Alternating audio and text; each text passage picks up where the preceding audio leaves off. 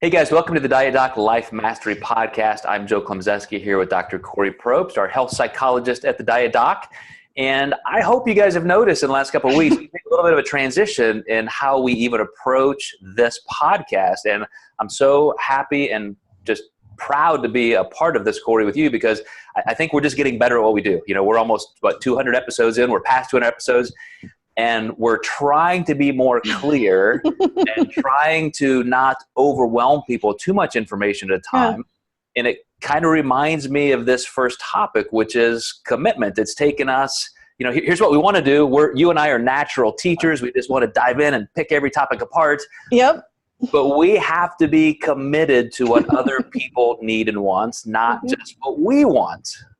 Yeah. And at the same time, bringing forth our best skills and abilities and capacities.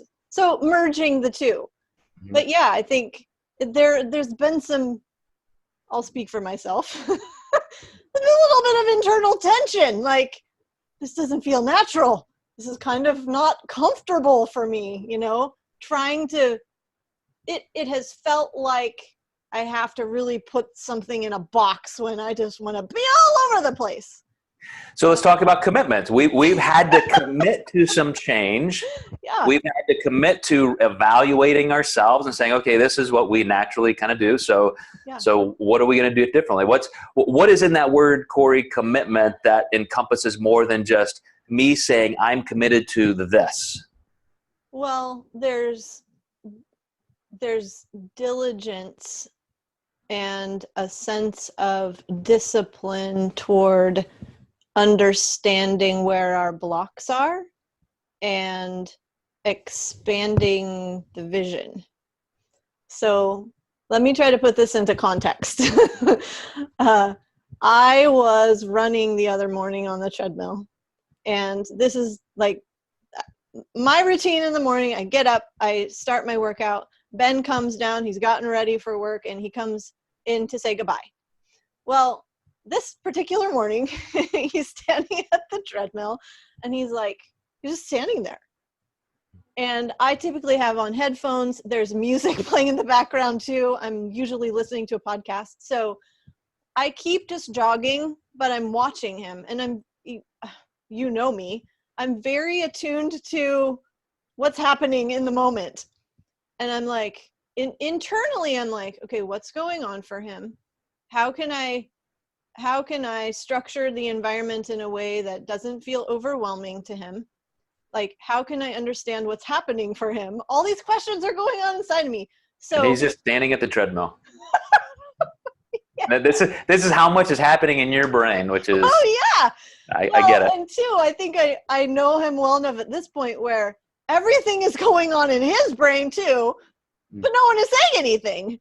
So I hop and I'm running at the same time, and the podcast is still going, and the music, the noise in the background. And I'm like, okay, hop off the treadmill, turn off the music in my head.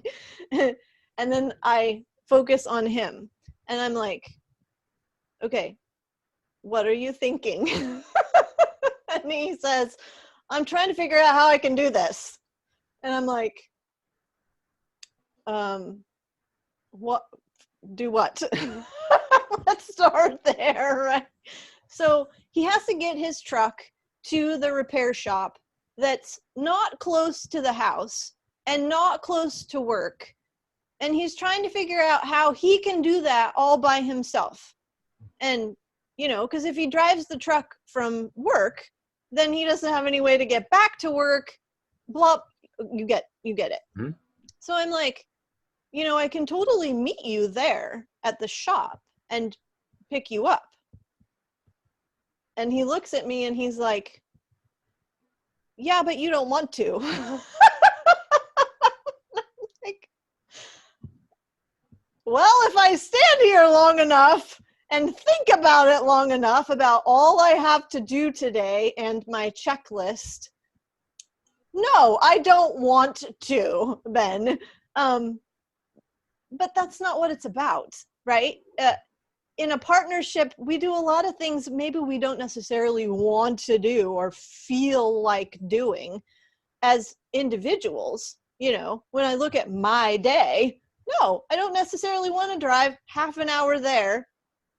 I'm happy to pick you. It'd be nice to see you in the middle of the day, but then spend another half hour driving back. No, but I'm going to do this because we're a team and because I'm committed to doing what's best, not just for me, but for the greater good, for our partnership, for our relationship. If the tables were turned, I would freaking love it if he would offer to do that for me, right? And that's such a great way to just go there, because I know the old Joe 10 or 20 years ago would have been like, wow, I can't. I mean, I just, like, first of all, you know, like, how dare you intrude upon my schedule with like zero notice, and don't you know how busy I am, and me. Yes. And now, because I'm, you know, I've been beat about the head and face Reformed. with my own insufficiencies and blind spots, and now I realize that, yeah, why would I not want to help that person and create a better connection, and life can take care of itself. Like that, you know, I'm joking about, you know, my own maturation, but these are things based on our own personalities and so forth, and places in life that some people really don't get. That's not the first impulse they have. And it can be very difficult for people to lay down their anxiousness about whatever else it is and just say, yeah, I'm going to go help that person in need. Yes. So Because I love of that commitment. you use the word impulse, Joe, because that is really what this is about. The first impulsive decision. And our wants are really based on our mood, how we're feeling right now in the moment, right? This feeling presently, and superficial stuff, superficial desires and worries and anxieties, like you said. Kind of like interest. There's a quote that I love. Probably everyone has heard this quote. There's a difference between interest and commitment. When you're interested in something, you'll do it when it's convenient. But when you're committed, you don't accept any excuses. And I add to the end of this, you don't accept any excuses, only excellence. Excellence doesn't mean perfection. Excellence just means acting from a space of dignity. And like you're looking at the bigger picture here. You're in this for the long game. So we do things we don't want to do to really live into becoming the person we most need to be. And so in this situation with Ben, you know, honestly, in that moment, so if I'd had back-to-back appointments, because this was on Monday, if I had back-to-back appointments, the conversation would have looked differently. I can't reschedule probably pretty easily 3 people, but my day was open. And yeah, I had a lot to do, but so can I tell another story? Yeah. All right. So I was listening to a YouTube video recently, and this was a mom, and she was describing how she tends toward being really unemotional and very just sort of by the book and very rules driven. If anyone's familiar with the Enneagram, she's a type 1.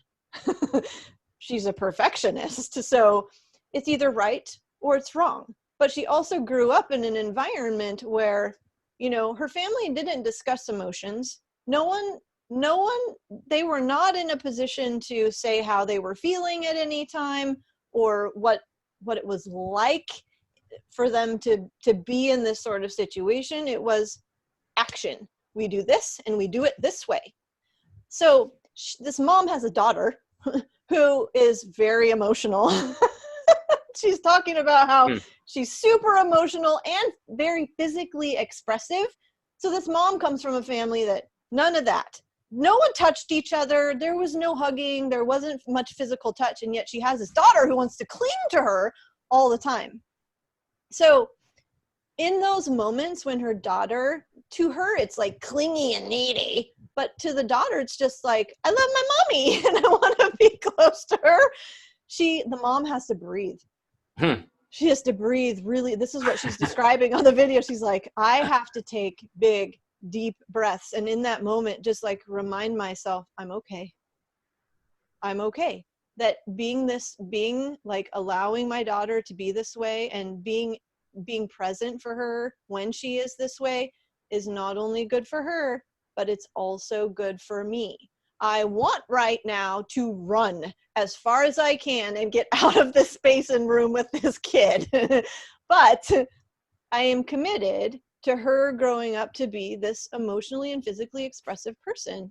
And I'm committed to understanding myself better and understanding that I may have these tendencies, but I can move further away from those tendencies and bring more warmth into my life, which can create more joy in my life and a sense of closeness and connection that I didn't have when I was younger. So another example, wants versus commitments. And she wanted to be, if she went by her mood and her impulses in that moment, she would have bolted. But, So if somebody feels like they're in their relationships, they're just not there. yeah. What would you say from one of those two examples is the way to start bringing that up in your own mind? Because we know through repetition, and first you have to kind of realize it's happening and recognize it over and over and over. Yes. So would you say the step is exactly what that mother was doing, which is to remind herself, like, okay, I'm feeling this way, but I'm committed to this other process. Yeah. That doesn't keep me just at the center. Yes, absolutely. And the name of the game is process, and it's progress. So, I'm listening to this mother describe it, and she's been working on this for a long time. If this were a kind of a first time, oh my God, whoa, this is here. Like, oh my God, I've never recognized this in myself before. This is really strong and scary to me. It's just a small step. We open the window just a little bit. And so for this mom, it might have meant like doing a breath and saying, can I sit with this for 20 seconds? 20 seconds. Awesome. And then very consciously and deliberately saying, okay, sweetie, I love you too, giving her a hug, but then allowing herself to move out of the room. But so there's still a skillfulness about it. There's a consciousness about it's not impulsive, but it is. It's just opening the window just a little bit to allow kind of the yes instead of the no, the immediate no to be there. That is a good way to say it. I definitely like that phrasing. It's certainly something that I have had to challenge myself with, which is what you're saying, say yes. You and I have talked about this, where our initial impulse is always no. I need to put out that no to give me space to think. That's it. Yes. And that initial no is a put off, and it can be very damaging to another person's perception of your relationship and you. And so instead of saying no, say, hang on, let me think about that. Let's talk about that. Let's, just don't immediately start with no. That's good. It. Yeah. All right, guys. So there you go. This is a great segment, I think, on commitment in terms of, I know I'm going to be challenged and work a little harder on this. So thank you very much, Kori. Thanks, Jim. And you guys have a great day. We'll see you next time in the Life Mastery Podcast. Thanks, guys.